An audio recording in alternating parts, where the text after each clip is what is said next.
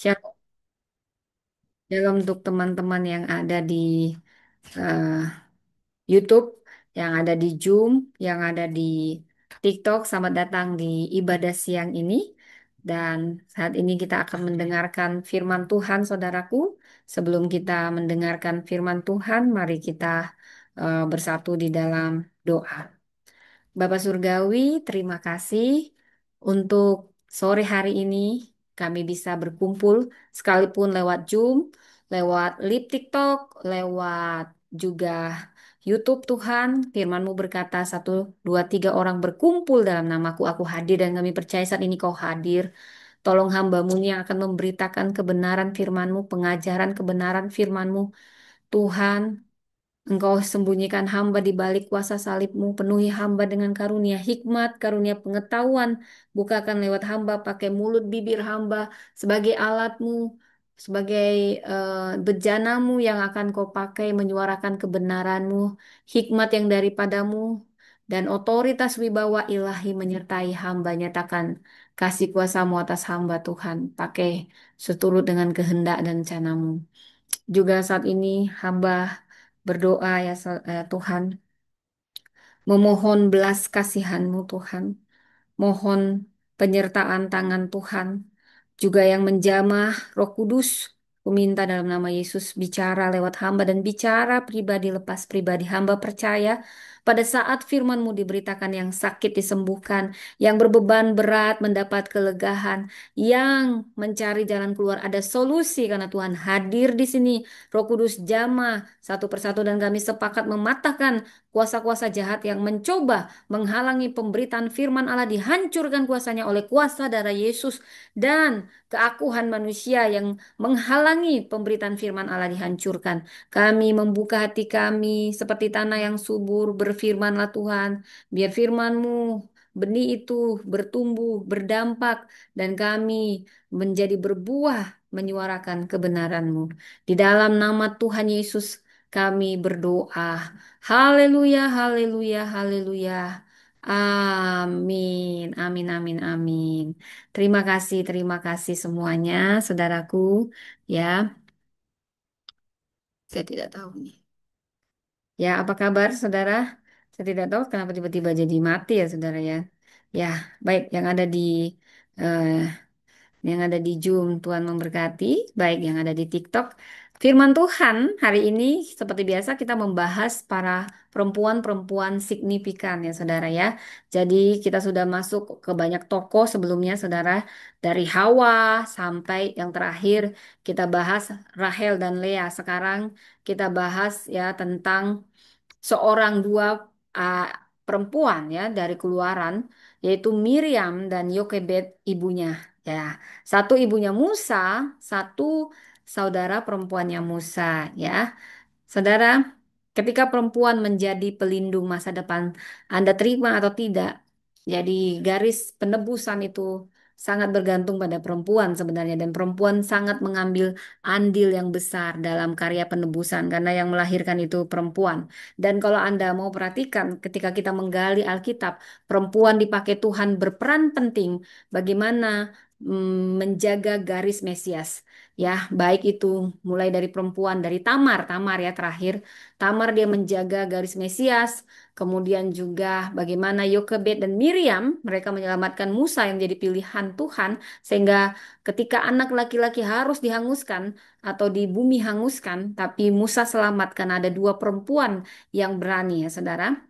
Ketika perempuan menjadi pelindung masa depan saudara, dalam gelapnya perbuatan, perbudakan, ada dua perempuan berdiri diam tapi tegar, lembut tapi menggetarkan sejarah, dan mereka tidak dikenal dunia, tapi langit mencatat nama mereka. Saudara, ada air mata ibu, ada langkah kecil kakak. Bayangkan seorang ibu muda, dia menahan Ishak di tengah malam dan hendak memeluk bayinya untuk terakhir kali karena pada saat itu sangat miris, saudara. Begitu jahatnya Firaun kepada bangsa Israel, semua anak laki-laki, bayi laki-laki dibunuh. Itu sedih sekali kalau kita melahirkan dan bayi kita akan dibunuh. Itu yang dirasakan Yokobed, ibu Musa, saudara. Dia tahu sebentar lagi ini bayi akan dicari dan dibunuh sama orang-orang Mesir supaya tidak memperbanyak jumlah orang Mesir, saudara. Jadi dia meletakkannya di dalam peti pandan karena dia tetap berharap anak ini bisa selamat. Jadi tidak tahu caranya, tapi dia berusaha dengan bagiannya. Ini langkah iman. Bukan karena ia tidak mengasihi Musa, justru karena kasihnya begitu mendalam, dia ingin menyelamatkan ini anak. Kalau dia tetap ada dalam pelukan ibunya Yokobed, maka tentara Firaun akan merampas dengan paksa dan membunuh langsung. Jadi dia membuat suatu strategi, saudara ya. Itulah Yokobed, ibu Musa, di tengah gelombang kebijakan pembunuhan, ya, pembunuhan oleh Firaun, dia memilih iman daripada ketakutan. Dia menyembunyikan bayinya selama mungkin, namun saat nyawanya makin terancam, Yokobed melakukan sesuatu yang mungkin hanya dapat dilakukan oleh seorang ibu yang sangat-sangat kenal Tuhan. Dia melepaskan Musa ke sungai. Dalam peti buatan tangan sendiri, saudara, sebuah bahtera kecil di antara gelombang kematian. Di tepi sungai itu, saudara, berdiri Miriam, kakak Musa. Dia masih gadis, namun berani. Ya tidak hanya menonton, dia mengamati. Saudara, dia menjaga, saudara. Dan ketika yang tepat tiba, dia berbicara dengan hikmat kepada putri Firaun dan mengatur agar bayi itu kembali disusui oleh ibunya. Wow, ini dua perempuan yang luar biasa, dua tindakan iman untuk satu karya penyelamatan ilahi, untuk mendukung karya penyelamatan ilahi. Saudara, saya akan bahas Keluaran 1 dan Keluaran 2. Jadi ini latar belakang kontekstual. Saya selalu akan memulainya dengan eksegesis, saudara ya. Nah, ini kita pengajaran tentang Yokobed dan Miriam ya. Ini tokoh signifikan perempuan yang akan memberi kita banyak teladan baik bagi kita perempuan dan siapapun ya, mau perempuan mau laki-laki, saya percaya Tuhan akan banyak bicara lewat ini. Dan jadi saudara, saya akan buka dulu, saya baca. Mungkin nggak bisa semua, saudara ya. Mungkin harus lompat Keluaran 1 ya. Mungkin saya baca inilah nama anak. Mungkin langsung ayat 8. Kemudian muncullah seorang raja baru memerintah tanah Mesir yang tidak mengenal Yusuf. Raja itu berkata kepada rakyatnya, bangsa Israel itu lebih banyak dan lebih kuat daripada kita. Marilah kita bertindak cerdik terhadap mereka supaya mereka jangan bertambah banyak lagi. Dan apabila terjadi peperangan, jangan-jangan mereka bersekutu dengan musuh kita dan memerangi kita lalu pergi dari negeri ini. Sebab itu, pengawas-pengawas kerja paksa diangkat untuk menindas mereka dengan kerja paksa. Mereka harus mendirikan bagi Firaun kota-kota perbekalan, yakni Pitom dan Raamses. Ya, dari ayat 1 sampai 14 dulu pelan-pelan ya saudara. Tetapi semakin ditindas mereka semakin banyak dan berkembang pesat sehingga orang merasa takut kepada orang Israel. Lalu dengan kejam orang Mesir memaksa orang Israel bekerja, membuat hidup mereka pahit oleh pekerjaan berat, yaitu mengerjakan tanah liat dan batu bata, serta berbagai pekerjaan di padang. Segala pekerjaan itu dengan kejam dipaksakan orang Mesir kepada mereka. Jadi ini penindasan yang dilakukan bangsa Israel. Bukan bangsa Mesir terhadap bangsa Israel yang berkembang pesat di Mesir. Firaun takut mereka, wow ini nanti lebih banyak orang Israel daripada kita. Nah, jadi bila saya membaca dari Keluaran 15 ya sampai 22 mungkin Anda bisa baca. Ini bagaimana terjadi pembunuhan bayi. Raja Mesir juga memerintahkan kepada bidan Ibrani, ada dua bidan Sipra dan Pua. Bila kau menolong perempuan Ibrani waktu bersalin harus memperhatikan jenis kelamin anaknya. Jadi ada pembunuhan bayi laki-laki. Firaun memerintahkan pembunuhan semua bayi laki-laki Ibrani. Kenapa mesti laki-laki? Karena mereka takut sama laki-laki.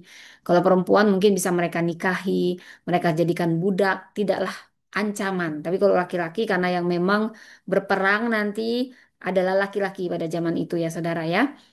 Jadi pembunuhan bayi laki-laki ini ide Firaun untuk mengurangi populasi orang Israel supaya turun. Nah, ini bisa kita lihat dari Keluaran 1 ayat 15 sampai 22. Di sini, di tengah masa yang gelap inilah, ada figur dua perempuan tangguh. Saya menyebut dua perempuan tangguh. Yokebed, Yokebed siapa? Dia adalah ibu Musa, saudara ya, ibu Musa dan Miriam kakak Musa. Ini menunjukkan iman dan keberanian dalam diam dan tindakan, saudara. Saya sangat eh, mengacungi jempol tindakan kedua perempuan ini, saudara ya, berani gitu ya, berani bertindak. Nah, ini luar biasa yang kayak gini, saudara ya. Jadi peran perempuan dalam narasi penyelamatan ini cukup signifikan ya. Kalau nggak ada mereka, mungkin Musa juga nggak pernah bisa selamat ya, saudara. Maka nggak ada pembebas ya. Jadi perempuan Tuhan pakai luar biasa ya untuk karya penyelamatan. Jadi peran perempuan penting dalam narasi penyelamatan. Perempuan dalam Keluaran 1 sampai 2 juga ada dua orang bidan, yaitu bidan Sipra dan Pua, lalu Yokobed, Miriam, dan Putri Firaun. Kelima perempuan ini berperan menjadi agen penyelamat Musa. Dan bukan suatu kebetulan, Tuhan pakai siapapun, apapun keputusan. Kalau Tuhan sudah memilih seorang penyelamat, apapun keadaan, Tuhan bisa putar balikan, saudara. Jangan takut, saudara ya.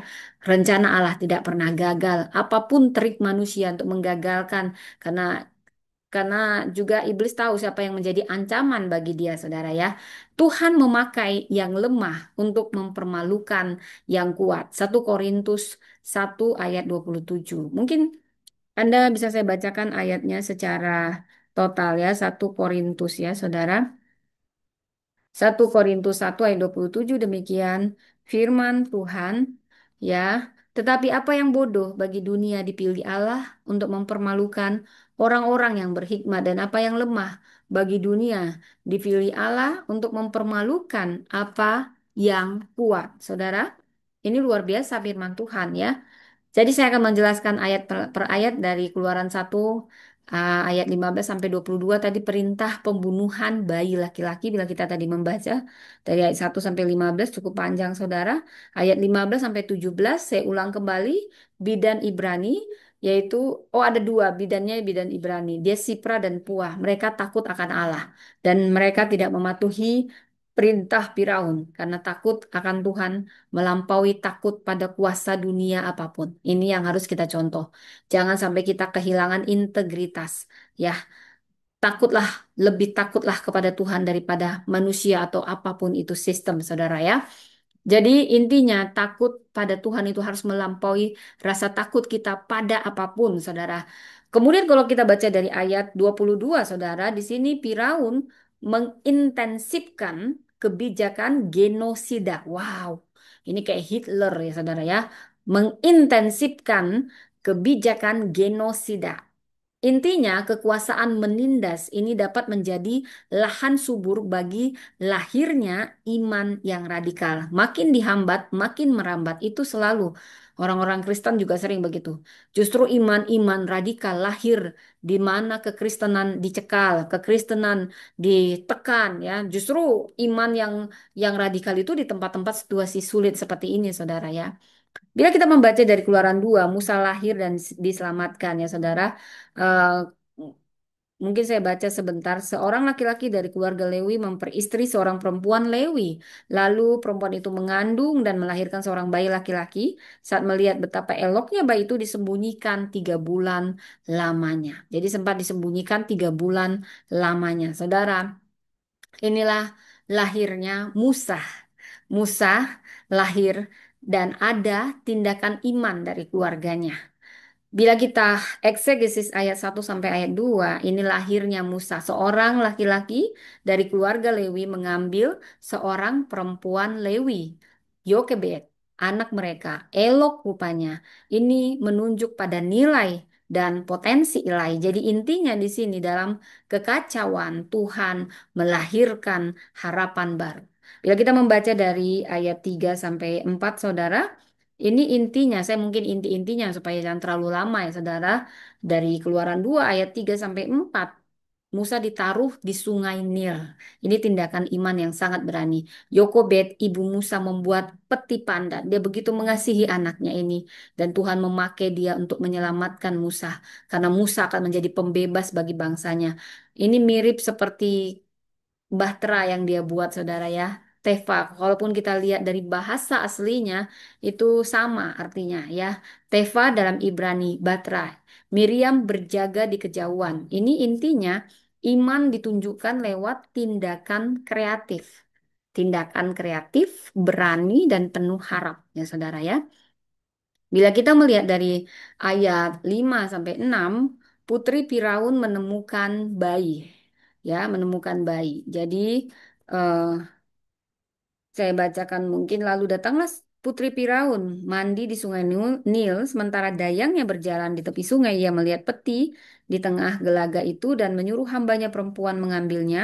Dia membukanya dan melihat bayi itu, tampaklah bayi laki-laki sedang menangis. Nah, si Musa menangis dan putri kasihan padanya. Lalu dia tahu, wah pasti ini bayi orang Ibrani. Tapi Tuhan membuat dia dilingkupi oleh belas kasihan ya. Ketika putri Firaun menemukan bayi, Tuhan memakai kadang justru musuh pun bisa dia pakai. Kalau putri Firaun kan kerajaan Firaun itu kan musuh orang Ibrani.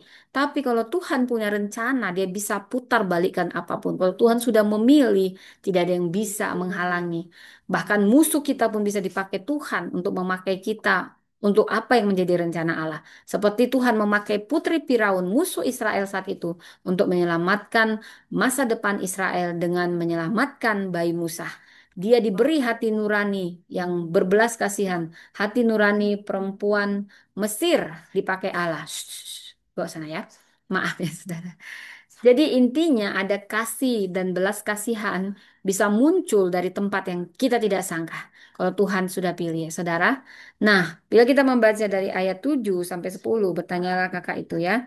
Jadi dia tahu putri Firaun ini udah sayang lihat Musa. Jadi Miriam mengatur agar ibunya sendiri, ibu Musa sendiri yang akan menyusui Musa. Jadi dia sangat strategis, sangat cerdik di tengah-tengah yang seharusnya ini di bumi hanguskan, saudara ya. Ini luar biasa, saudara ya. Jadi apa yang kita pelajari? Ditutup pintunya, nak. Ditutup. Paul ditutup. Maaf ya, saudara ya. Oh ya. Miriam mengatur ya agar ibu kandungnya yang menyusui musuh. Miriam ini cerdik. Kita pun harus cerdik ya. Kebijaksanaan dan keberanian Miriam ini memainkan peran penting, saudara ya.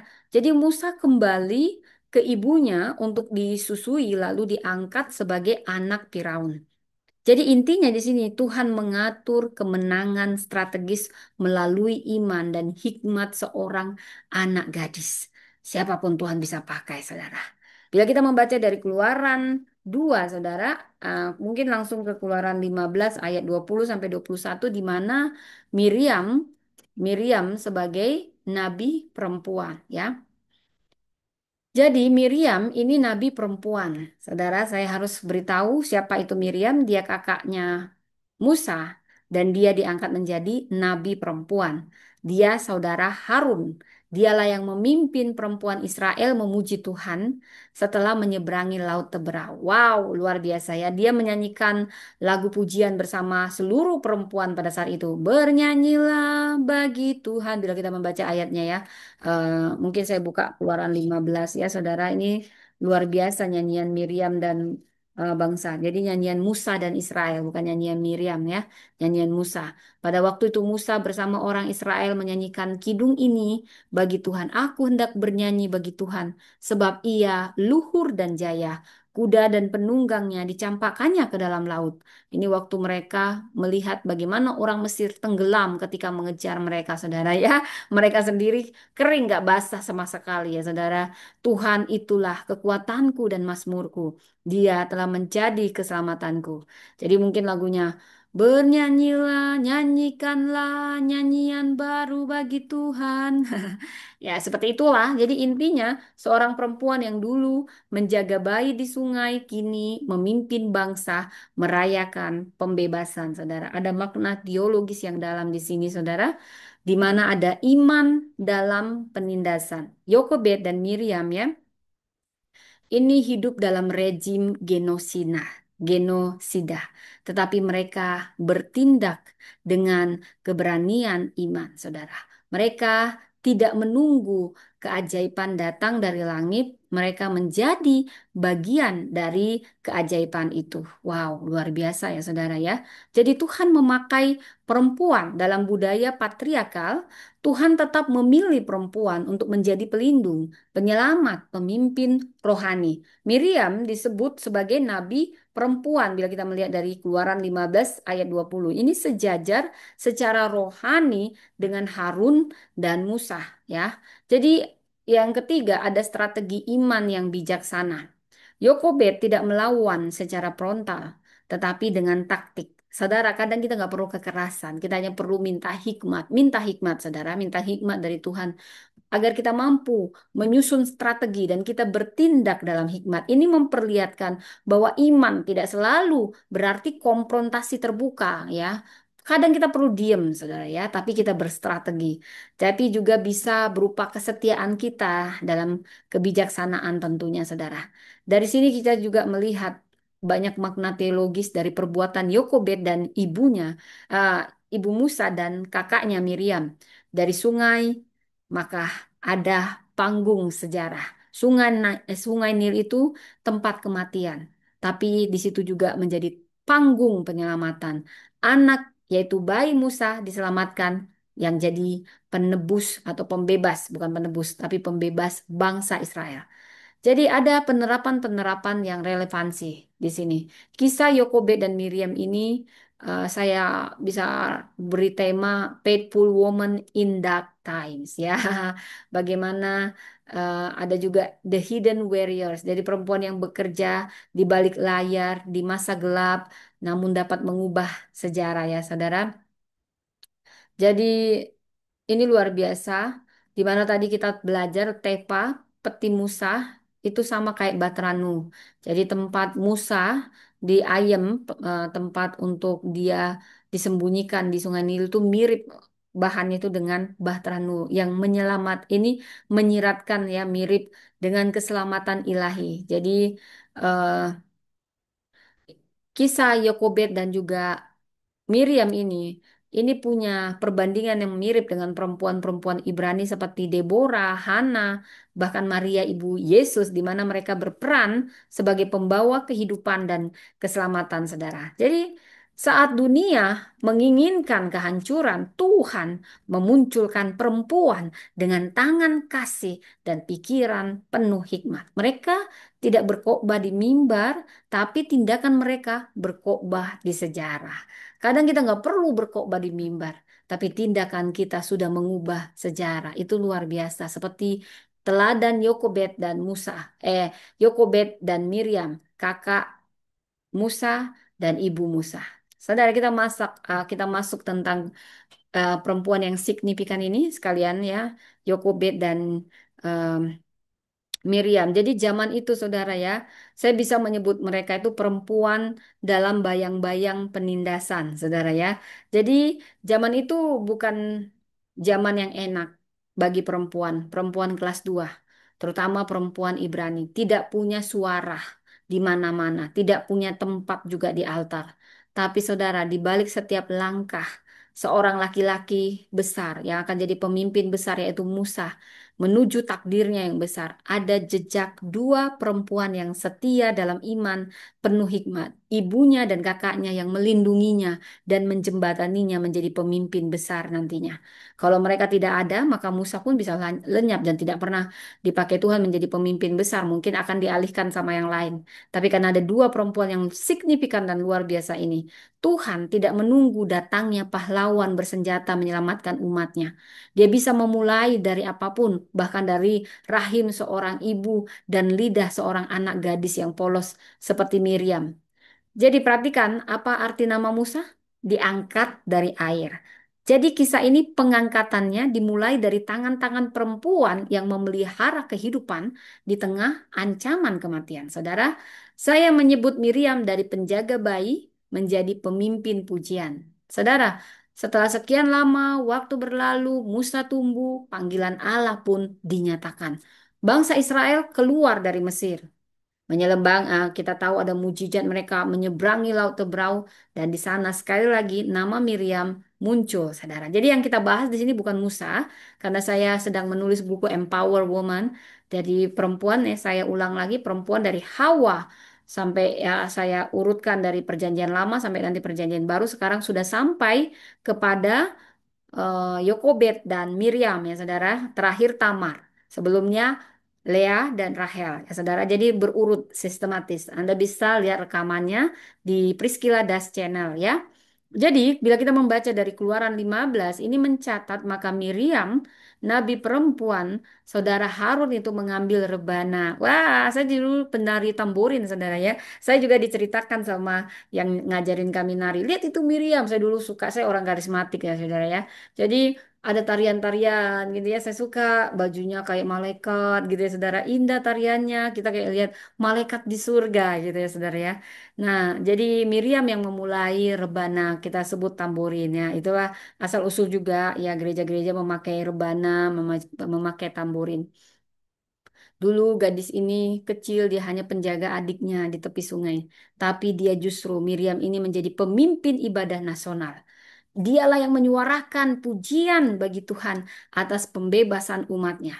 Miriam ini bukan hanya pelindung, dia nabi perempuan. Dia penyambung suara surgawi dalam generasi yang baru merdeka. Saudara, apa yang bisa kita pelajari, teladani, kita refleksikan untuk kita perempuan masa kini? Mungkin kita hanya seorang ibu rumah tangga seperti Ibu Musa Yokobed, tapi ketika kita mau melepaskan sesuatu yang kita kasihi, mimpi kita, anak kita, pekerjaan kita, wah saya harus relakan karir saya demi mengurus anak-anak dan rencana. Dan yang kita utamakan adalah ketaatan kita kepada Tuhan. Mungkin juga seorang kakak seperti Miriam hanya menjadi penjaga adik, ya, karena perempuan, ya saudara. Saya juga pernah jadi babysitternya adik saya, ya, yang paling bungsu, laki-laki sendiri. Nah, saya bisa merasakan Miriam yang memberi nyawanya untuk menjaga adiknya karena kasihnya kepada adiknya. Dia berdiri berjaga di perbatasan, tapi dia juga penuh hikmat, walau ini ancaman, ya, untuk keselamatan dia juga dan keselamatan adiknya. Tapi dia menanti-nanti dengan iman kalau Tuhan pasti akan bekerja. Saudara, mungkin kita nggak dikenal, Anda nggak dikenal seperti Musa, tapi Anda orang yang akan Tuhan pakai untuk menyelamatkan Musa generasi ini. Mungkin bukan kita tokoh besarnya, tapi kita ada di balik seorang tokoh besar. Saudara, itu seorang peran perempuan. Makanya dibilang dari pemimpin yang hebat pasti seorang pria, pasti di baliknya ada, bukan di baliknya, bukan di belakangnya, tapi sejajar dengan dia. Pasti ada perempuan yang berpengaruh. Mungkin ibunya, mungkin kakaknya, tapi terutama istrinya, saudara. Pemimpin-pemimpin itu sangat-sangat dipengaruhi dengan kebijaksanaan seorang perempuan di sebelahnya. Baik ibu, baik istri, baik kakak. Jadi kita perempuan terutama harus bijaksana. Supaya mungkin bukan kita tokoh utama, tapi kita punya peran utama untuk menjadikan tokoh utama ini. Tapi saya juga yakin perempuan juga adalah tokoh utama bagi Tuhan, bagi naskah dan sutradaranya Tuhan, seperti Miriam, nabi perempuan. Dan kalaupun kita mungkin merasa tidak terlihat, tidak penting, tidak diperhitungkan, tidak berdaya di tengah sistem dunia yang bahkan mungkin menindas, ingatlah bahwa Tuhan membangun sejarahnya melalui perempuan. Salah satunya perempuan-perempuan baik seperti kita, Anda, ya. Dan yang lembut, perempuan itu lembut tapi berani. Tersembunyi mungkin tapi sangat berdampak dan tidak menyerah di tengah penindasan. Ini yang akan mengubahnya menjadi ladang iman, saudara. Mari kita katakan, kita deklarasikan, aku perempuan yang dipakai Tuhan dalam generasiku. Seperti Yokobed, aku memelihara kehidupan di tengah kematian. Seperti Miriam, aku berdiri, aku berjaga dan memimpin dengan pujian. Aku tidak dibatasi oleh ketakutan atau sistem dunia. Aku adalah bagian dari kisah penebusan Tuhan. Dan dalam setiap air mata, Tuhan menulis kemenangan. Saudara, seperti biasa saya akan membagikan 7 teladan. Kalau teladan saya bagikan 7. Kalau kelemahan yang untuk kita waspadai, saya bagikan 3 aja, saudara, ya, saudara, ya. Jadi dari Keluaran 1 sampai Keluaran 2 dan Keluaran 15, saya menyebut 7 teladan Yokobed ibu Musa, dan juga kakaknya Miriam. Iman di tengah penindasan, pelindung Musa dan nabi perempuan. Saudara, yang pertama, mereka memiliki teladan iman yang bertindak strategis. Yokobed, dia menyelamatkan Musa dengan hikmat dan taktik iman. Kita perlu menyelesaikan, kita minta hikmat dalam keadaan genting, terutama apapun. Tuhan bisa beri hikmat pada siapapun yang meminta. Bila kita membaca dengan jelas di Keluaran 2, terutama ayat 2 sampai 3, saat dia melihat bahwa anak itu cantik, si putri Firaun ini, bukan putri Firaun, ibunya Musa, disembunyikanlah 3 bulan lamanya. Dan karena tidak tahan lagi, diambilnya peti pandan. Dia tidak menyerah. Dia tidak menyerah. Apa yang dia bisa lakukan, dia lakukan. Gak langsung, aduh, anak-anak laki-laki dibunuh. Ini bunuh anak saya. Nggak kayak gitu dia. Itu konyol banget yang kalau ada ibu-ibu kayak gitu ya. Iya, iya, begitu-begitu. Ya, jangan. Kalau belum apa, selalu upayakan jalan keluar, saudara. Selalu ada jalan keluar dalam Tuhan. Nah, jadi iman sejati itu bukan hanya kita percaya, saudara, tapi kita juga tahu bagaimana kita bertindak. Itu iman, karena iman tanpa perbuatan mati. Saya yakin Tuhan akan memberi kita hikmat, dan Tuhan memakai hikmat perempuan sebagai bagian dari strateginya. Perempuan kita ini, terutama di zaman modern ini, pasti kita sering dihadapkan pada dilema-dilema. Mau nyerah atau bertindak? Mau nyerah atau bertindak? Mari kita teladani Yokobed. Wah, saya tahu rasanya punya ibu, jadi ibu saudara lahirin anak. Saya bisa bayangkan sedihnya. Dan ini memberi saya inspirasi. Saya berharap andai siapapun yang mendengar, mungkin aspeknya, topiknya berbeda. Tapi ini, saat apa? Jangan kita itu mudah sekali menyerah. Ya, Yokobed menunjukkan bahwa strategi iman itu menyelamatkan generasi. Saat kita menghadapi tekanan hidup, ekonomi, rumah tangga, atau panggilan, kita perempuan dipanggil tidak pasrah, tapi untuk merancang langkah dengan takut akan Tuhan, saudara. Jadi teladan yang pertama, teladan iman yang bertindak dengan strategis. Jangan cuma beriman, percaya, percaya, percaya. Ada tindakan, minta hikmat supaya tindakannya strategis. Yang kedua, dari Yokobed dan Miriam ini kita belajar teladan keberanian. Ada keberanian, walaupun terbatas. Keberanian dalam keterbatasan. Yokobed Miriam ini berani berdiri dalam sistem yang menindas. Apapun situasi kita, sistem yang sedang menindas kita, kita harus punya keberanian sekalipun kita terbatas. Tuhan sangat menghargai orang-orang yang berani bertindak dengan imannya.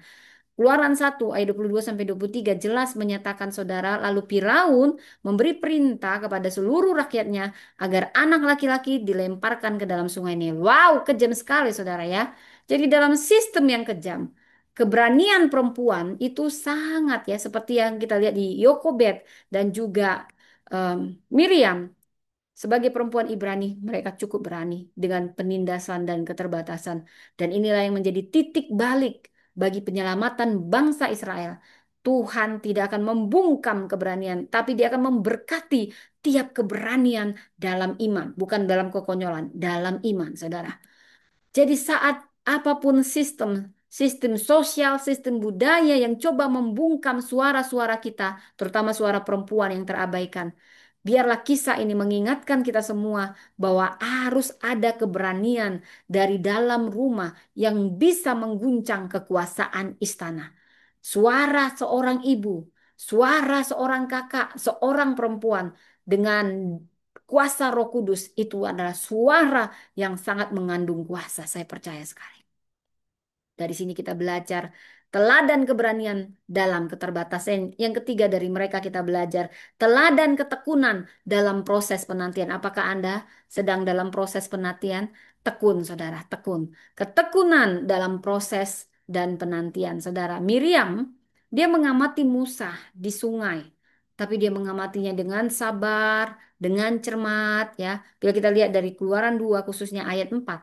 Kakaknya berdiri di tempat yang agak jauh untuk melihat apa yang akan terjadi dengan dia. Tindakan Miriam ini mencerminkan ketekunan dan kesiapsiagaan iman. Dia menunggu bukan dengan pasif, tapi dengan perhatian dan kesiapan untuk bertindak, saudara. Jadi di zaman yang serba instan, banyak perempuan merasa gagal karena hasil tak cepat terlihat. Miriam mengajarkan penantian bukan berarti diam, tapi aktif menjaga dan memperhatikan waktu Tuhan. Perempuan beriman belajar menunggu dengan mata terbuka dan hati siaga. Saya ulang, perempuan beriman belajar menunggu dengan mata terbuka dan hati siaga. Jadi dari sini kita belajar teladan ketekunan. Itu perlu sekali tekun. Perlu, percayalah, selalu ada upah yang manis yang menanti saat kita tekun dalam proses dan penantian. Yang keempat, teladan inisiatif dan hikmat dalam percakapan. Jangan nyerocos, nyerocos, nyerocos saja. Perlu hikmat, hikmat, hikmat. Berkali-kali disebut di sini, hikmat, saudara. Miriam bicara penuh hikmat pada putri Firaun yang sebenarnya musuh bangsa Israel. Tapi dia bicara dengan keberanian dan kepekaan. Bila kita lihat dari Keluaran 2 ayat 7 sampai 8, berkatalah kakak anak itu kepada putri Firaun, akan kukatakan kepada seorang inang penyusu dari orang Ibrani. Lalu putri Firaun berkata kepadanya, baiklah.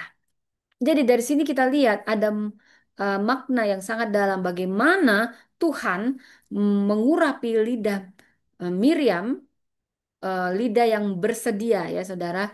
Dan Miriam bukan hanya pengamat, tapi dia juga pelaku aktif yang tahu kapan bicara dan apa yang harus dikatakan. Ini butuh hikmat. Dari sini kita lihat anak gadis saja tahu ya, masih kecil Miriam.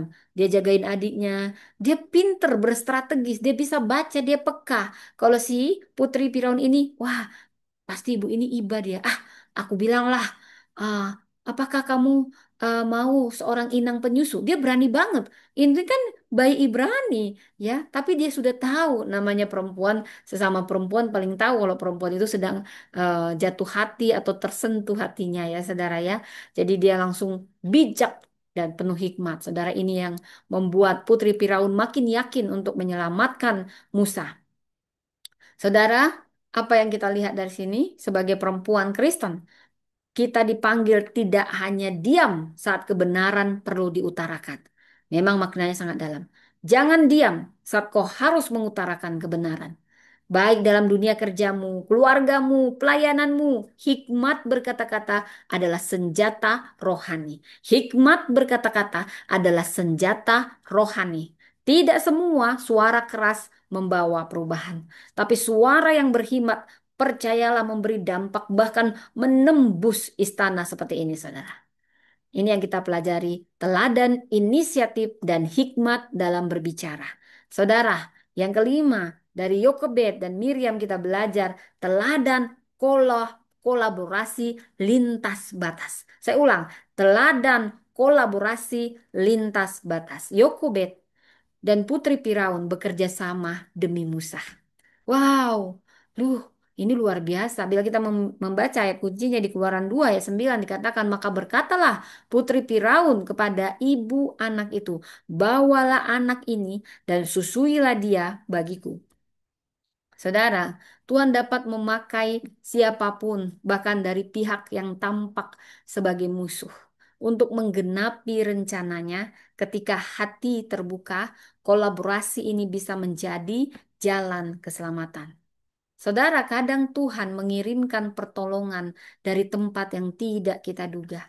Seperti Yokebed, dia perempuan Kristen masa kini. Dia perlu mengenali pintu terbuka, pintu Tuhan yang terbuka. Bahkan jika itu melibatkan kerjasama lintas iman, budaya, atau status selama tidak mengkompromikan kebenaran, saudara. Jadi jangan pernah kompromi dengan dosa. Tapi kita harus kenali pintu-pintu yang sebenarnya Tuhan sedang buka. Mungkin sama ini Tuhan sudah buka, kita yang nggak peka. Saudara ya, kita perlu kerjasama lintas iman, kerjasama lintas denominasi, kerjasama lintas budaya, lintas status. Tapi tetap tidak kompromi dengan yang namanya dosa. Nah, teladan kolaborasi. Jadi namanya kolaborasi lintas batas. Kemudian dari sini juga kita belajar dari Yokobed dan Miriam teladan kepemimpinan rohani yang bersumber dari pengalaman. Saudara, Miriam memimpin pujian setelah penyeberangan Laut Teberau. Bila kita membaca dari Keluaran 15 ayat 20 sampai 21, dikatakan demikian, maka Miriam, nabi perempuan, mengambil rebana. Intinya demikian. Kemudian bernyanyilah bagi Tuhan sebab ia tinggi luhur. Dan selanjutnya kata Miriam, wah, ini punya makna yang sangat dalam, bagaimana Miriam tidak hanya jadi saksi, saudara, tapi dia menjadi pemimpin spiritual. Jadi kepemimpinannya bukan karena posisi, saudara, tapi karena jejak ketaatannya, kepenyertaan Tuhan sejak awal dalam kehidupan Miriam, saudara. Jadi kita perempuan yang mungkin pernah menangis di tepi sungai. Jadi sungai Nil ini pasti saya yakin dia lihat-lihat adiknya si Musa sambil nangis. Dia pun pasti nangis. Tuhan selamat gak adikku ini selamat. Seorang kakak yang sangat sayang sama adiknya.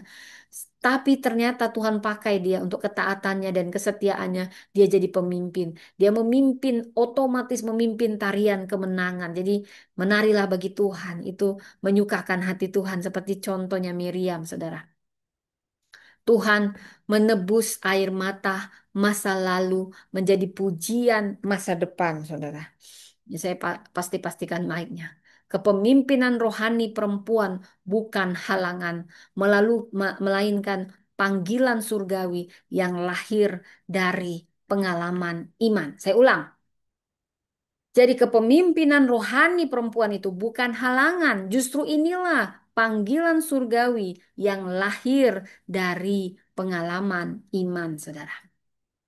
Yang ketujuh, teladan kesetiaan antar generasi. Kesetiaan lagi. Penting, saudara. Perempuan itu yang hebat itu pasti perempuan yang setia.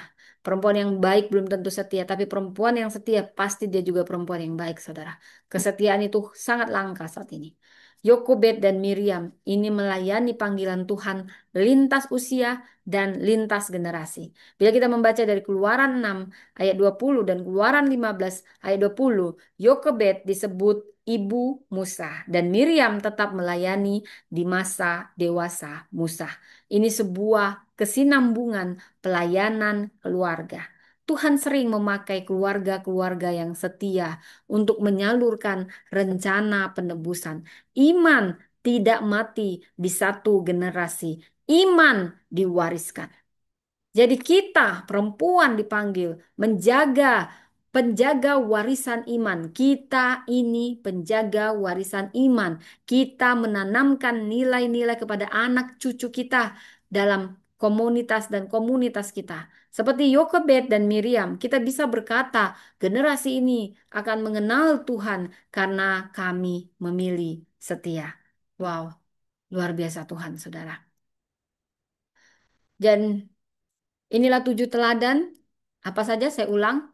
Teladannya ada 7. Kalau teladan saya buat 7, saudara.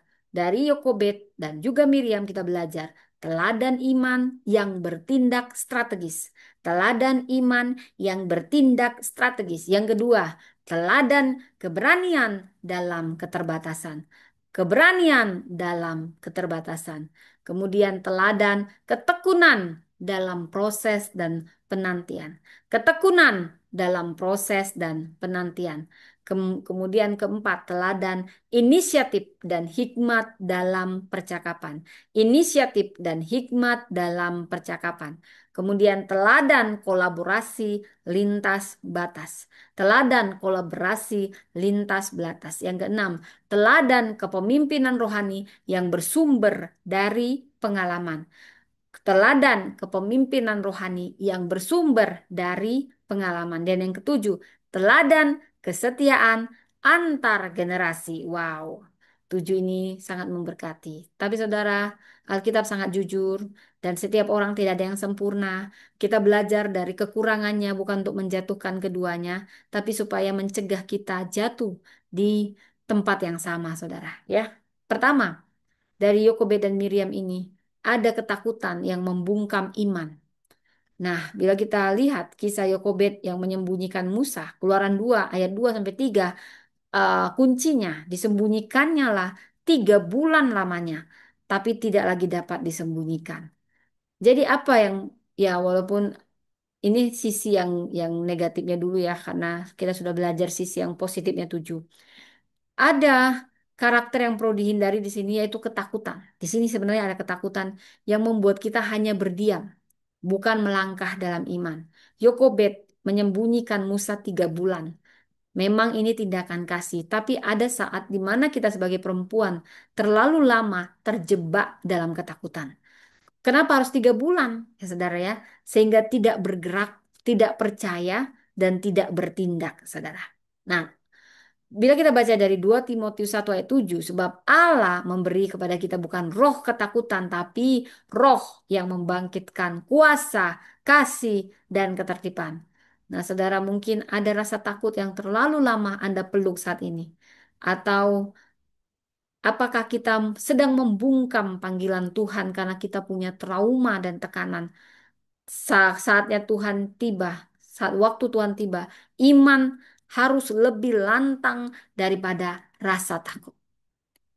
Yang kedua, kecemburuan rohani yang menyulut pemberontakan.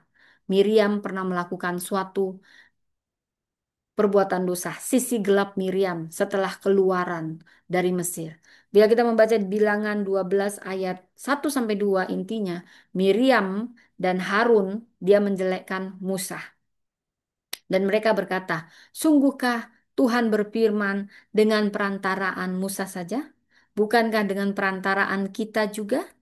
Saudara, ada yang perlu dihindari dari sini. Kecemburuan rohani yang mengaburkan anugerah. Dan ini yang akan menggerogoti hubungan. Kecemburuan rohani yang mengaburkan anugerah dan menggerogoti hubungan. Saudara, Miriam ini nabi perempuan. Dia pemimpin pujian yang kuat. Tapi setelah dia memakai Musa, setelah Tuhan memakai Musa luar biasa, Miriam tergelincir dalam kecemburuan rohani. Oh, hati-hati Anda ngata-ngatain hamba Tuhan. Hati-hati Anda iri ya dalam kerohanian, saudara. Dia merasa dia tidak diakui, dia kurang dihargai, lalu dia mengkritik. Nah, banyak orang begini menyamar dalam kedok kerohanian sebagai suatu kebenaran, padahal bukan bukan suatu kebenaran, itu berasal hanya dari luka hati, dari iri hati. Banyak ini pendeta jatuhin pendeta sampai dibuat di TikToknya ya, nggak ada dosanya dicari-cari karena dia iri, saudara. Ya, biasanya ini pendeta Protestan, dia iri sama pendeta karismatik ya, yang tumbang-tumbang, yang ngembus-ngembus bahasa roh, ya nanti dia jelek-jelekin pendeta karismatik, saudara ya. Nah, saya juga pendeta Protestan sekarang di Presbyterian. Nah, saya ingin kita ini tubuh Kristus, jangan jelek-jelekin pendeta lah. Di TikTok kita ini pendeta, gak usah jelek-jelekin orang, doain, negur. Tegur 4 mata, itu prinsip Alkitabiah. Jangan kita tegur di mimbar kita, saudara. Gak perlu itu ngomong sama kita aja orang Kristen, jangan di publik. Kan banyak orang non-Kristen akan mendengar, justru mencibir bagaimana kita sesama pendeta menjatuhkan pendeta. Mau dia aliran karismatik, mau dia aliran Pentakosta, dia mau aliran apa saja sinodenya, saudara. Kita semua tubuh Kristus. Kita nggak ada yang sempurna, terutama kita pendeta. Jangan jelek-jelekin orang, karena sebenarnya kita iri hati, ada kecemburuan rohani, takut jemaatnya pergi semua ke karismatik, ya saudara ya. Saya ngeri loh lihat ada pendeta di TikToknya semua menjelekkan pendeta. Pendeta cabul lah, dia cari-cari informasinya. Pendeta yang mukulin istri, dia kan sudah dapat hukuman. Sudah, gak usah dibahas-bahas lagi kejelekan pendeta ini. Anda juga nggak sempurna, apalagi kalau Anda punya masa lalu yang mungkin Anda akui juga nggak baik. Jangan Anda jelek-jelekin pendeta. Anda daripada jelekin pendeta, urusin jemaat Anda. Kenapa jemaat Anda pergi? Urusin ya. Gak usah ngurusin itu, ada kok nanti Tuhan yang akan menghukum mereka. Kenapa kamu mesti jelek-jelekin pendeta? Ya, mau dari karismatik, mau dari manapun, dia pendeta. Ya. Kemudian saudara, inilah Miriam, dia tergelincir dalam kecemburuan rohani terhadap adiknya Musa. Karena dia merasa, wow, saya kurang dihargai, saya kurang dihargai gitu ya. Dia mengkritik karena iri. Yakobus 3:16 berkata, sebab di mana ada iri hati dan mementingkan diri sendiri, di situ ada kekacauan dan segala macam perbuatan jahat. Saudara, mari kita renungkan apa kita pernah membanding-bandingkan pelayanan kita dengan orang lain. Hati-hati kalau kita udah suka banding-bandingin pelayanan kita sama orang lain. Apa kita pernah menyamarkan luka hati dengan kritik rohani? Hati-hati kalau kita udah nyamarkan luka hati dengan kritik rohani. Tuhan tidak mencari suara paling lantang. Saya ulang, Tuhan tidak mencari suara paling lantang, tapi Dia mencari hati paling taat. Sudahkah Anda taat? Gak usah suara Anda lantang-lantang. Kalau Anda nggak pernah taat, Tuhan suruh. Ya, Tuhan tidak cari suaramu yang lantang, tapi hati yang taat. Nah, yang pertama tadi apa yang harus kita hindari? Yang pertama, ketakutan. Jangan diliputi rasa takut sehingga ini bisa membungkam iman kita. Kemudian kedua, kecemburuan. Kecemburuan rohani bisa menyulut pemberontakan. Ketiga, kita harus menghindari kesibukan lahiriah yang melupakan inti panggilan kita. Sekali lagi, hindari kesibukan lahiriah yang juga nanti jadi melupakan inti panggilan kita. Jadi peran aktif Miriam, bila kita membaca di Keluaran 15, tidak terlihat berlanjut dalam bimbingan generasi. Keluaran 15 ayat 20 sampai 21. Miriam mengambil rebana dan bernyanyi bagi Tuhan. Apa yang perlu kita hindari di sini? Aktivitas spiritual yang penuh gejolak luar tapi kehilangan kedalaman relasi dan dampak generasi. Kalau terlalu banyak beraktivitas tapi kita nggak diisi dengan kedalaman relasi kita dengan Tuhan, hati-hati, saudara. Ini bisa membuat kita lupa inti panggilan kita. Miriam, dia memang memimpin pujian dengan penuh kuasa, penuh semangat, namun setelah itu tidak tercatat peran mendalamnya dalam pembentukan generasi Israel. Jadi aktivitas pelayanan bukanlah jaminan kedewasaan rohani. Ada perempuan yang aktif di banyak mimbar, tapi dia tidak hadir dalam keheningan membina generasi atau menjaga keseimbangan rohani. Ada perempuan yang aktif di banyak mimbar, tetapi tidak hadir dalam keheningan membina generasi atau menjaga keseimbangan rohani. Saudara, biar kita membaca dari Lukas 10 ayat 41 sampai 42. Marta, Marta, engkau khawatir dan menyusahkan diri dengan banyak perkara, tetapi sebenarnya hanya satu yang perlu. Apa itu? Kedalaman relasi kita dengan Tuhan. Jadi ada tiga hal tadi, ya saudara jangan sampai lupa ya. Jadi jangan sampai kita sibuk, sibuk, sibuk tampil daripada terlibat mendalam. Kadang Tuhan itu lebih dulu membuat kedalaman sebelum peninggian, saudara ya. Nah, jangan sebaliknya, nanti roboh, saudara ya. Jadi lihat, apakah pelayanan kita berdampak atau hanya bergerak di permukaan? Tuhan sedang mencari perempuan yang menghidupi panggilannya, bukan hanya menjalankannya di atas panggung, saudara. Bahkan perempuan banyak yang mengaku beriman, banyak yang tersandung, saudara. Bahkan Miriam, nabi perempuan pun tergelincir, apalagi kita, saudara. Apalagi yang nonton-nonton drama Korea aja kerjanya, saudara. Tapi kasih karunia Allah, percayalah, Dia akan selalu membuka ruang pertobatan, pertumbuhan, dan pembentukan kembali. Kasih karunia Allah selalu punya ruang untuk itu. Perempuan Kristen saat ini dipanggil bukan hanya meneladani kekuatan, tapi juga belajar dari kelemahan. Kita bukan datang untuk mengutuk, tapi bertobat. Bertobat bukan untuk malu, tapi untuk diubahkan dalam anugerah. Saudara, ini luar biasa, saudara ya. Saya sangat diberkati, diingatkan dari Yokobed dan Miriam, kita diingatkan agar kita tidak takut.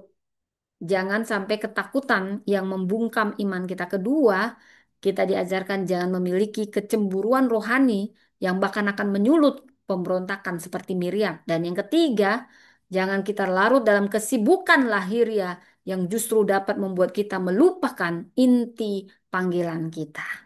Wow, sudah ada 7 dan sudah ada 3. Saya ulang tadi saudara ya.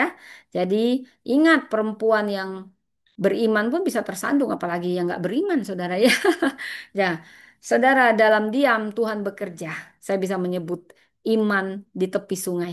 Itulah kisah Ibu Musa Yokobed dan juga Miriam, bagaimana Tuhan memakai mereka yang tak bersuara di panggung, tapi sangat kuat dalam iman yang diam. Itulah Yokobed dan Miriam. Dari sini saya banyak belajar, saudara. Miriam itu adalah contoh nyata bahwa Tuhan dapat mengubah air mata menjadi tarian, dari penjaga menjadi pemimpin pujian, saudara. Luar biasa Miriam ini ya. Dia perempuan yang menjaga masa depan.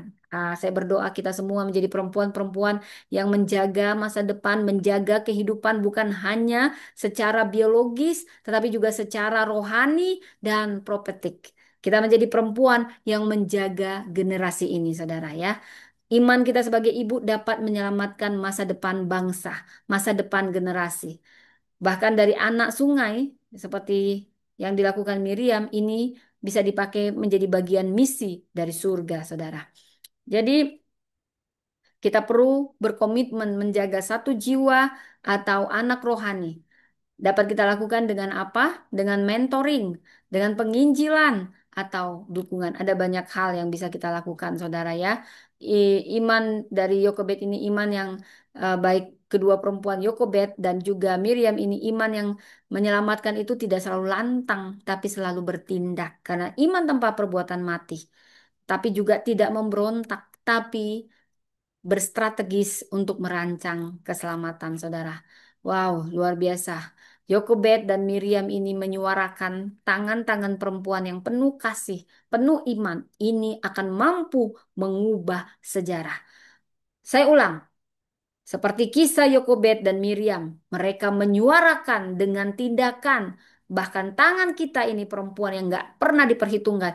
Bila kita penuhi dengan kasih dan iman dan tindakan, ini akan mengubah sejarah, alur sejarah. Kita nggak perlu harus jadi ratu, jadi putri jenderal atau jadi jenderalnya sekalian, tapi sebagai perempuan yang percaya dan taat, dari tangan kita akan lahir pemimpin besar seperti Musa lahir dari Yokobed dan dijaga oleh seorang perempuan kakaknya Miriam. Dan lahirlah pujian kemenangan. Saudara, luar biasa firman Tuhan ini. Saudara, saya sangat diberkati dengan ini, saudara. Jadi jangan pendam luka ya, saudara. Karena luka bisa diubah jadi nyanyian.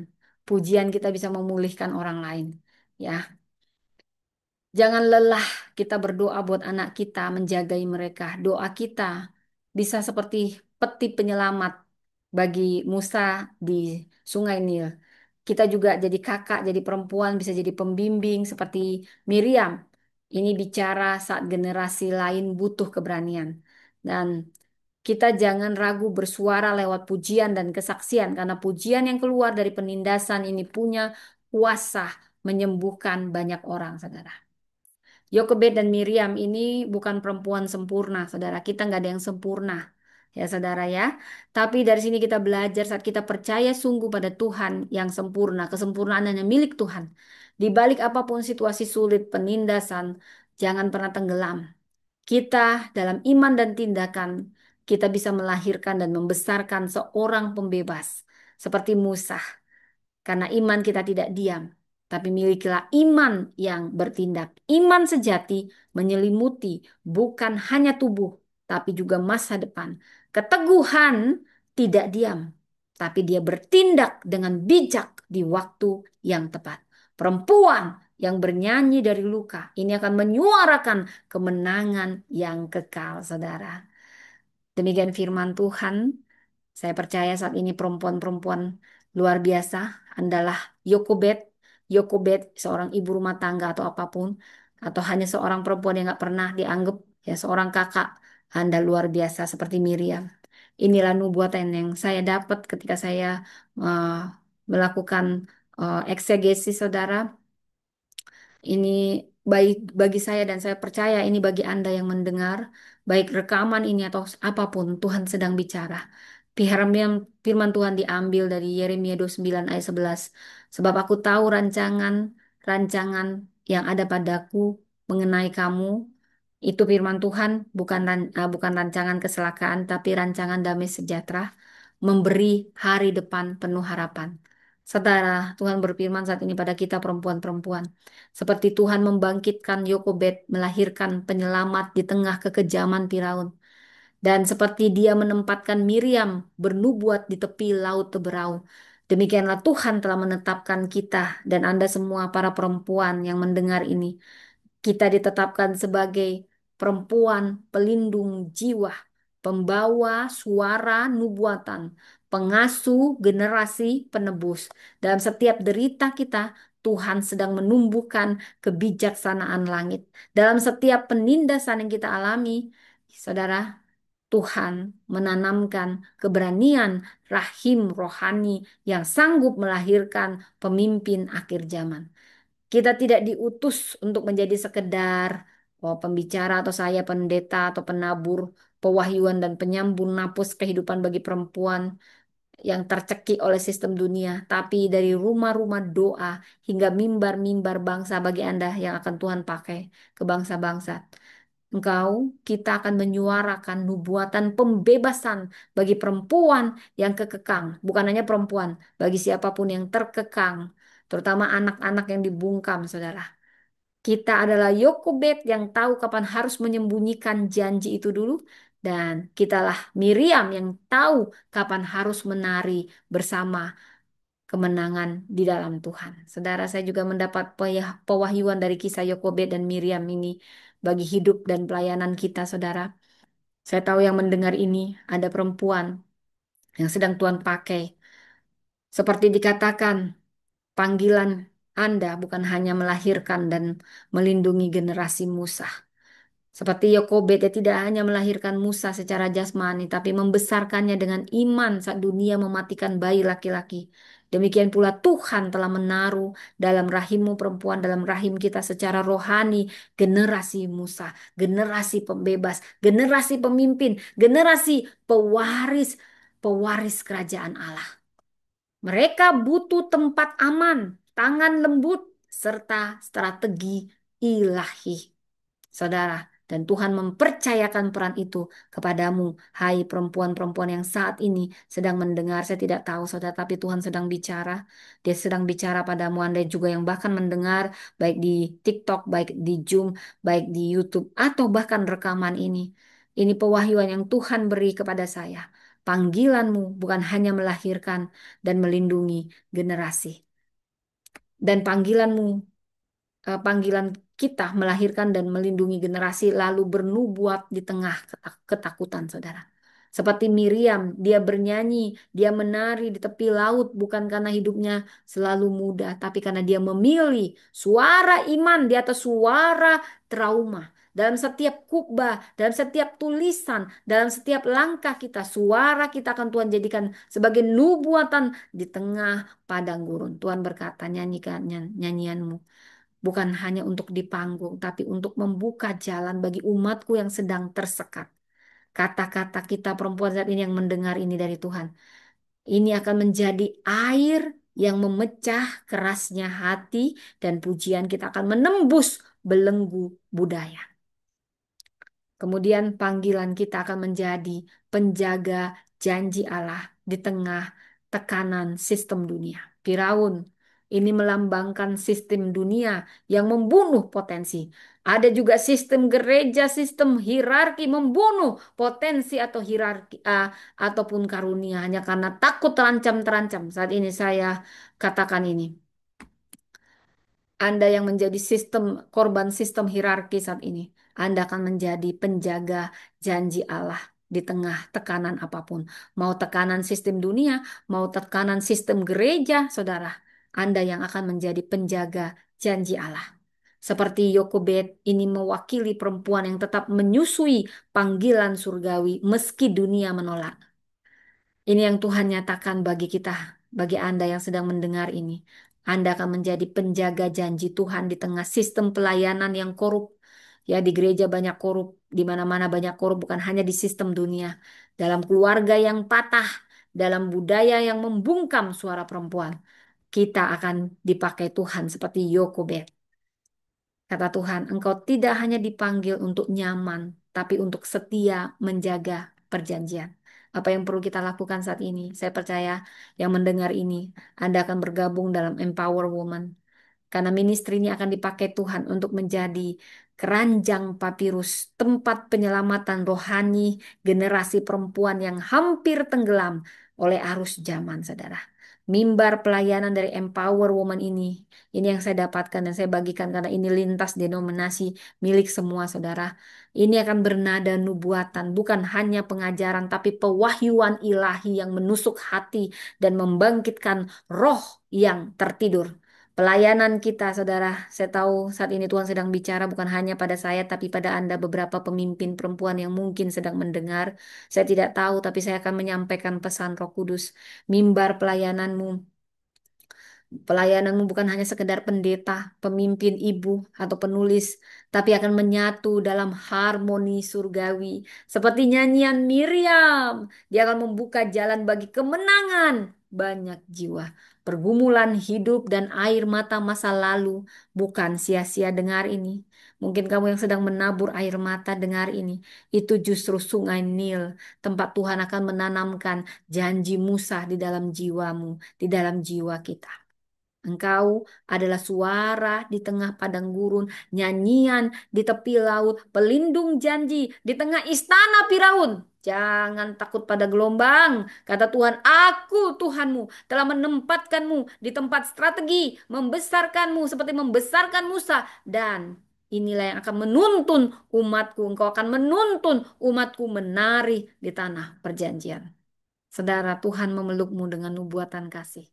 Yokobed, ibu Musa tidak dikenal dunia, tapi dia dikenang surga. Miriam dituduh banyak, tapi Tuhan tetap memakai dia bernubuat. Dan kamu perempuan, ini bukan hanya untuk saya, tapi ada beberapa di sini. Ini adalah gabungan keduanya. Kadang kau disembunyikan untuk masa seperti ini. Mari kita deklarasikan dengan iman. Sebab Tuhan telah memanggilku bukan untuk sekedar menyelamatkan tetapi melahirkan pemimpin generasi. Aku tidak hanya menaruh Musa di tangan Yokobed kata Tuhan, tapi Tuhan sedang menaruh panggilan dan rencana besar di dalam rahim kita perempuan, baik secara jasmani maupun rohani. Engkau perempuan yang melangkah dengan iman di tengah tekanan, yang diam-diam menangis tapi terus menyembunyikan benih janji dalam anyaman kasih. Saat ini dengarlah Tuhan berkata, seperti Yokobed, engkau tidak dikenal oleh banyak orang, tetapi dikenal oleh surga seperti Miriam. Engkau mungkin tidak selalu didengar, tetapi engkau dipilih menjadi suara dalam padang gurun. Saudara, dikatakan begini, anakku Priscilla, anakku engkau perempuan yang mendengar saat ini Tuhan bicara. Kau bukan hanya ibu bagi anakmu, tapi ibu bagi panggilan-panggilan rohani. Engkau bukan hanya pemimpin pelayanan, tapi perintis pemulihan bagi banyak perempuan. Tuhan berkata kepada engkau juga sebagian perempuan ini pemimpin, saya nggak tahu. Tapi Tuhan berkata, saudara, aku tidak memintamu untuk menyerah saat sungai Nil terlihat deras. Tetapi justru di sanalah Tuhan sedang menyiapkan kerajaan bergerak lewat tangan kita perempuan saat ini. Sama seperti Ibu Musa Yokobed, kita sedang membungkus masa depan dalam keranjang iman. Tiap inisiatif, tiap pengorbanan tersembunyi, bagian dari penyelamatan Musa generasi ini. Seperti Miriam, kita dipanggil menjadi suara kenabian bagi para perempuan, menari, bernyanyi, bernubuat di Laut Merah zaman ini. Kata Tuhan, engkau akan menyaksikan mujizat, engkau akan memimpin umatku merayakan kemenangan di tengah padang gersang. Engkau bukan sembarang perempuan. Engkau adalah Yokobed generasi ini yang menyelamatkan lewat pengorbanan tersunyi. Engkau adalah Miriam zaman ini yang bersuara meski dunia mencoba membungkammu. Engkau dipanggil bukan hanya bertahan tapi membebaskan. Bukan hanya mengasuh tapi mengutus. Saudara, dari rahim seorang perempuan akan lahirlah penebus umat. Dari iman seorang perempuan bangkitlah pembebas generasi. Yokobed ibu Musa menyelamatkan secara diam-diam. Miriam memimpin secara profetik dan kini kita perempuan yang mendengar ini, baik perempuan maupun laki-laki, engkau perpaduan keduanya. Dan bagi saya Tuhan berkata empower woman bukan sekedar gelar. Itu panggilan surgawi yang sedang dibangkitkan di dalam diri saya, di dalam semua yang bergabung dengan Empower Woman Ministry. Saya menyebutnya iman di tengah penindasan, saudara. Demikian firman Tuhan, saudara. Jadi, Yokobed ya, secara nubuatan pribadi, saudara, terkadang iman bukan berarti melangkah maju, tapi iman itu juga saat kita tetap diam sambil menyembunyikan dalam doa. Dikatakan Tuhan punya nubuatan saya. Engkau adalah Yokobedku di zaman ini, bukan hanya sebagai ibu, tapi pelindung dari generasi pemimpin.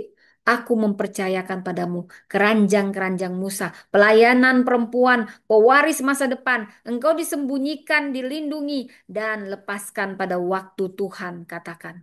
Seperti Miriam, Tuhan berikan padamu tamborin profetik, menggetarkan daratan roh dengan pujian pembebasan anak-anak rohani, pelayanan, bangsa-bangsa akan berdiri karena imanmu yang tidak terlihat tapi mengguncang kerajaan gelap. Tetaplah berdiri di tepi sungai dan aku akan menggerakkan airnya. Yokobed gambaran sisi keibuan kita setiap perempuan yang tidak hanya melahirkan tapi melindungi pelayanan dan mimpi besar dari Tuhan. Miriam gambaran dari sisi kenabian dan kepemimpinan perempuan penggugah generasi lewat suara, pujian dan keberanian. Tuhan memakai kombinasi rahim dan tamborin melahirkan dan menyuarakan. Kita adalah perempuan yang menyembunyikan dalam doa, melepaskan dalam iman dan menyusui dengan kasih. Seperti Yokebed, kita percaya kepada Tuhan yang tak terlihat. Seperti Miriam, kita memuji di tengah laut Tebrau, di tengah tekanan. Kita akan berdiri sebagai pelindung, pembentuk, dan penyembah. Kita adalah empower woman, pemegang keranjang janji, pemikul suara kemenangan. Demikian firman Tuhan, saudara. Yokobed dan Miriam, iman di tengah penindasan. Dalam bayang gelap kekuasaan Firaun, lahir dua perempuan tangguh penyelamat bangsa. Keduanya punya iman yang berani mengenyam harapan, saudara. Demikianlah kita semua perempuan. Mari kita berdoa. Bapa, terima kasih untuk firman-Mu yang mengajari kami memiliki iman sekalipun di tengah penindasan. Biar kami menjadi mengikuti teladan Yokobed dan juga Miriam. Terima kasih untuk kisah ini Tuhan. Aku berdoa buat para perempuan saat ini pakai mereka. Dari mereka lahir dari rahim Tuhan, generasi Musa. Kami adalah pewaris, pelindung, pewaris janji Allah. Tergenapilah atas kami. Hamba sudah selesai menyampaikan kebenaran firman-Mu, tapi Kau tidak pernah selesai Tuhan. Tetap jamah, pribadi lepas pribadi. Bahkan hamba berdoa buat segala umat-Mu yang saat ini sakit, berbeban berat, ada kelegaan, ada kesembuhan. Mereka yang sedang penat dengan muak masalah mereka, Tuhan beri jalan keluar. Jadilah sesuai imanmu. Jadilah pelaku firman-Nya, taatlah dan setia di dalam nama Tuhan Yesus. Amin, amin, amin. Demikian firman Tuhan, saudara. Sampai jumpa lagi besok dengan kisah perempuan signifikan lainnya. Demikian, bye-bye teman yang di YouTube. Anda boleh melihat rekamannya di Priscilla Das Channel. Tuhan memberkati teman-teman yang di YouTube.